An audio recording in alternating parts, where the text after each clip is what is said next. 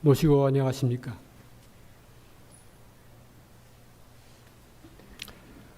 설 명절을 맞이해서 오늘 설교의 제목을 포독 167년의 향하설이라고 하는 주제로 잡아봤습니다. 2026년 설 명절을 앞두고 많은 이들이 명절을 의례의 계승이라기보다는 일상 속 휴일 운영으로 느끼고 있습니다. 실제 조사에서는 이번 설의 여행 계획이 좀 줄어들긴 했지만 차례 제사를 지낼 예정은 35%, 지내지 않을 예정은 65%로 나타나고 있습니다. 또한 젊은 세대는 설을 휴식과 재충전으로 생각하고 있고, 고령층은 조상과 돌아가신 가족, 친지, 추모로 받아들이는 경향이 뚜렷했습니다. 한편 명절의 차림은 빠르게 재편되고 있습니다. 농촌진흥청이 2026년 설을 앞두고 실시한 조사에서는 차례를 지내지 않겠다는 응답이 63.9%였고 그 이후로 여행 계획이 32.7%, 종교적 이유로 25.4%, 차례 필요성 인식 부족이 25%이 뒤를 이었습니다. 차례를 지낸다는 가정에서도 일부는 직접 조리하고 일부는 구매한다가 61.8%로 가장 많았고, 반조리, 완제품 구매가 늘어나는 흐름이 확인되었습니다. 또 다른 조사에서는 명절의 의미가 세대와 성별에 따라 크게 엇갈리고, 특히 기혼 여성의 경제적, 육체적 부담 체감이 더 높게 나타나 명절이 공동체 규범을 수행하는 시간에서 개인화된 휴일로 바뀌는 흐름을 보여주었습니다. 이 세태를 단순히 전통이 무너졌다라고만 말하기는 어렵습니다. 오히려 오늘의 명절은 우리에게 무엇인가를 묻고 있습니다. 제례의 본뜻은 무엇인가? 정성은 무엇으로 드러나는가? 모든 사람들에게 천도교가 이 물음에 답할 수 있는 핵심 가르침이 바로 향화설이라고 할 수 있겠습니다. 향화설이는 제사상을 어느 방향으로 놓는 형식의 기술이 아니라 모심의 주체와 정성의 방향을 바로 세우는 선언입니다. 오늘의 명절 의미가 가벼워질수록 우리는 더 분명히 말해야 합니다. 버릴 형식은 버리되 남길 본뜻은 반드시 남겨야 한다고 합니다. 본격적으로 이야기를 시작하겠습니다. 향화서기는 벽이 아니라 시천주의 나로 제례의 중심을 돌리는 가르침입니다. 향벽인가 향화인가의 관습벽을 넘어 시천주의 자리로 들어가야 되겠습니다. 경전에 수록된 해월신사법설 향화설이는 제례의 방향을 정묘로 묻고 있습니다. 제사 지낼 때 벽을 향해 위를 베품이 오른가, 나를 향해 위를 베품이 오른가라는 물음에 제자들은 나를 향해 위를 베푸는 것이 옳다라고 답합니다. 여기서 벽은 단지 물리적 벽이 아닙니다. 그것은 종종 관습의 벽, 체면의 벽, 남의 시선의 벽, 집안 규범의 벽이 되어 제례를 마음의 정성이 아니라 평가받는 의무로 바꿔놓게 있습니다. 그러면 제례는 신앙의 길이 아니라 부담, 갈등의 원인이 됩니다. 오늘의 사회가 차례 제사를 선택의 문제로 돌리는 배경에는 바로 이 벽을 향한 예의 필요가 누적되어 있다는 것입니다. 반대로 향하소리 나는 사사로운 자아가 아니라 시천조의 나입니다. 즉 하느님을 모신 존재로서의 나인 것입니다.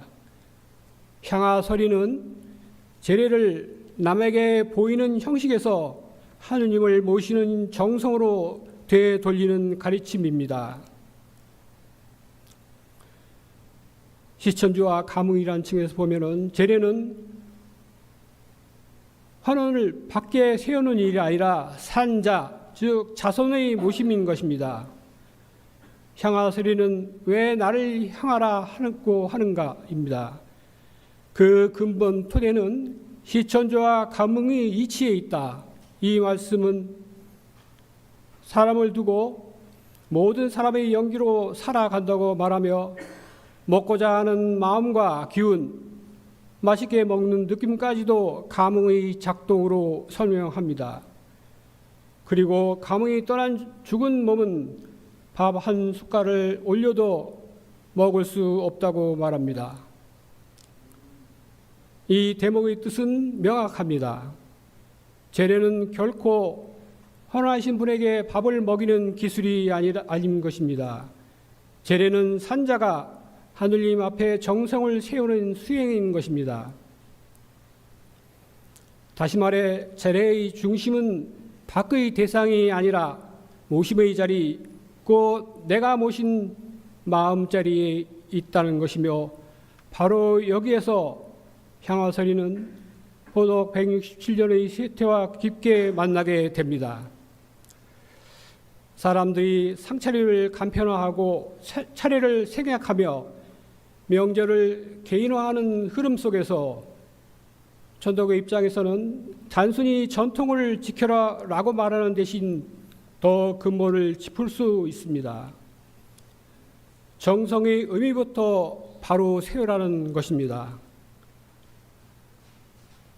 형식은 시대에 따라 달라질 수 있으나 정성의 본뜻과 모심의 주체는 달라질 수 없습니다. 그럼 왜 나를 향하는가? 혈기, 심령, 정신의 계승이 제례의 근거입니다. 향하소리는 나를 향하여 위를 베푸는 이치를 묻는 질문에 이렇게 답합니다.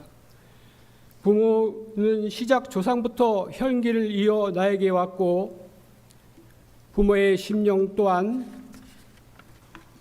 하느님으로부터 이어져 나에게 왔으며 부모가 돌아가신 뒤에도 혈기와 심령과 정신이 자손에게 남아있다.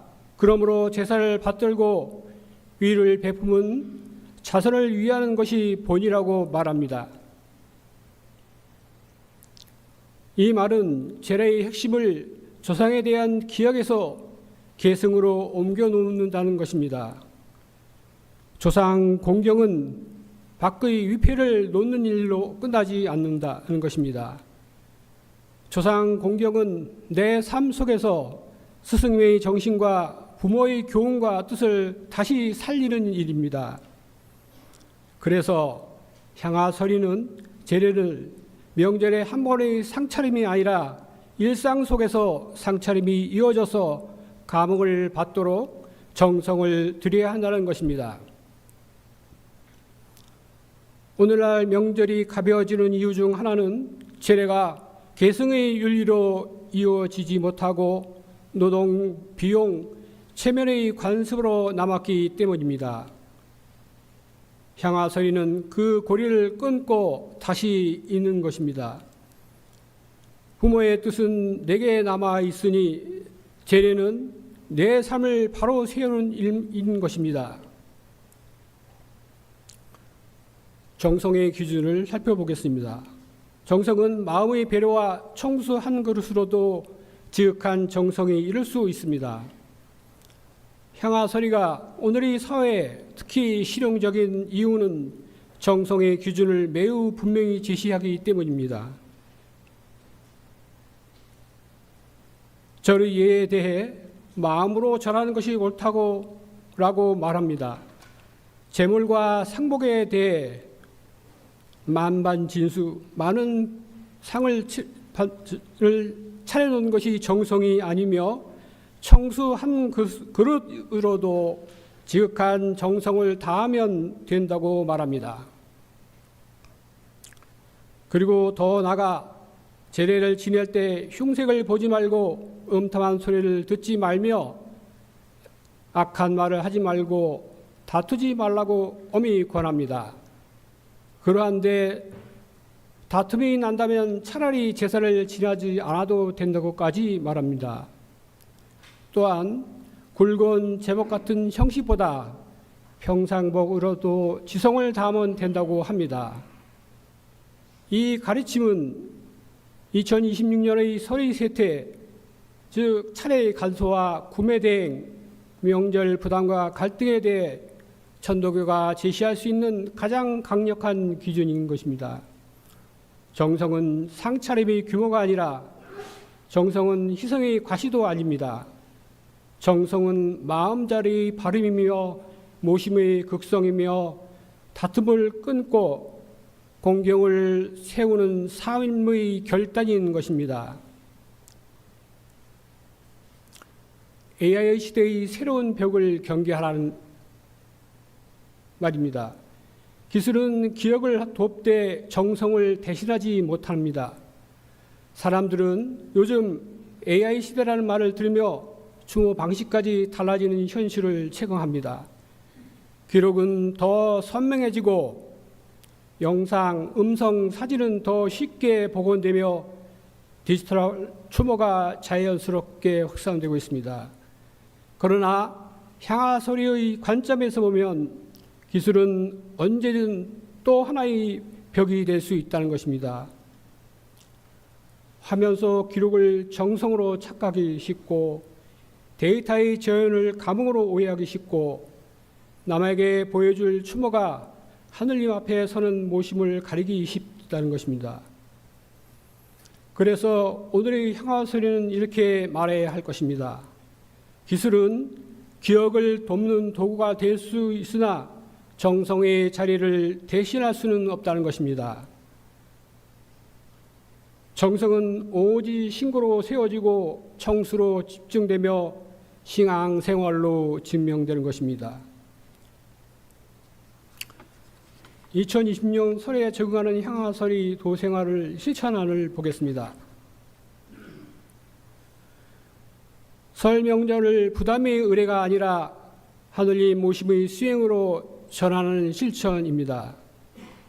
제례전 형식 협의가 아니라 형식 합의부터 이루어져야 될 것입니다. 먼저 다툼이 날면 줄인다. 청수는 반드시 올린다. 핵심은 신고와 계승의 약속입니다. 이 합의가 되면 상차림의 방식, 즉 직접 구매나 일부 구매, 간편식은 가정 사정에 따라 다양해져도 흔들리지 않는다는 것이며 실제로 많은 가정이 일부 구매 방식으로 이동하고 있다는 것입니다. 제례 중에는 향화설의 핵심 절차를 살펴보면 청수한 그들을 정중히 모신다. 가족이 함께 조용히 오늘 이 제례를 왜 올리는가를 1분만이라도 확인한다. 절은 마음 배례를 중심으로 한다. 부모의 교훈, 유업 중 한 가지를 말로 꺼내고 올해 실천할 한 가지를 말로 하든가 혹은 마음으로 약속하는 것입니다.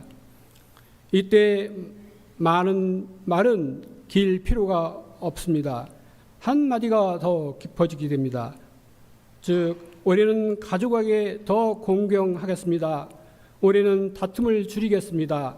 올해는 약한 이를 도우며 살겠습니다. 라는 예가 되겠습니다. 제례우를 살펴보면 제례의 열매는 4인여천으로 확인될 수 있습니다. 오늘 사회가 명절을 개인화되는 휴일로 받아들이는 흐름이 강해질수록 천도교는 분명히 말해야 합니다. 제례의 핵심은 상위가 아니라 명절 이후의 관계 속에 나타납니다. 노인층에게는 기억의 상실이 아니라 삶의 계승을 붙들게 하라는 것이고 장년층에게는 명절 부담을 희생으로 정당하지 말고 가족이 함께 정성 합의를 만들게 하라는 것입니다. 청년층에게는 명절을 도피할 연휴가 아니라 내 삶의 방향을 다시 세우는 수행으로 경험하게 해야 할 것입니다. 그리고 공동체적으로 취약계층 홀로 지낸 이웃을 살피는 일이 4인 여천의 실천인 것입니다. 실제로 지자체는 명절 기간 취약계층을 위한 돌봄 대책을 시행하며 일부는 AI 기반 스마트 돌봄을 언급하기도 합니다. 천도교는 이 흐름을 단순한 복지로만 보지 말고 사람을 하늘처럼 섬기는 신앙생활의 장으로 삼아야 합니다. 정리해 보겠습니다. 벽을 향한 예에서 시천주의 나로 설 명절을 수행으로 들여세우자는 것입니다. 2026년 요즘설에 대한 의미가 분명히 달라졌습니다. 차례를 지내지 않겠다는 응답이 60%대를 넘고 차례 제사를 지내겠다는 비율은 35% 수준으로 나타나며 명절의 의미는 세대별로 크게 갈라지고 성별, 가족 형태에 따라 부담, 체감도 다르게 나타나고 있습니다. 이 변화는 우리에게 전통을 지킬 것인가 말 것인가 라는 이분법이 아니라 더 본질적인 질문을 던집니다. 정성은 무엇인가? 제례는 무엇을 위해 존재하는가? 향화서리는 여기에 가장 명료하게 답을 제시합니다. 제례의 방향은 벽이 아니라 시천주의 나로 돌아가야 한다는 것입니다. 사람은 시천주의 연기로 살아가며 제례는 후손이 하늘을 모시고 정성을 세우는 수행인 것입니다. 부모의 혈기, 심령, 정신이 내게 남아있으니 제례는 계승의 윤리이며 도생활의 약속입니다. 정성의 기준은 마음의 배려이며 청수 한 그릇으로도 지극한 정성을 드릴 수 있는 것입니다. 그러므로 오늘의 설을 이렇게 정리할 수 있습니다. 형식이 줄어도 정성은 더 깊어질 수 있다. 상차림이 간소해져도 모심의 자리는 더 분명해질 수 있다. 명절이 개인화될수록 우리는 오히려 내 안의 하늘님 앞에 더 또렷이 서야 하는 것입니다. 향화서리는 과거의 특이한 제법이 아니라 오늘 포덕 167년 오늘의 세태 속에서 오히려 더 빛나는 신앙생활의 길입니다. 이번 설 명절은 우리 가정과 우리 교구가 상하설을 실천하며 제례를 부담이 아니라 수행으로, 관습이 아니라 모심으로, 벽이 아니라 하느님께로 돌려 세우기를 바라며 설교를 마칩니다. 감사합니다.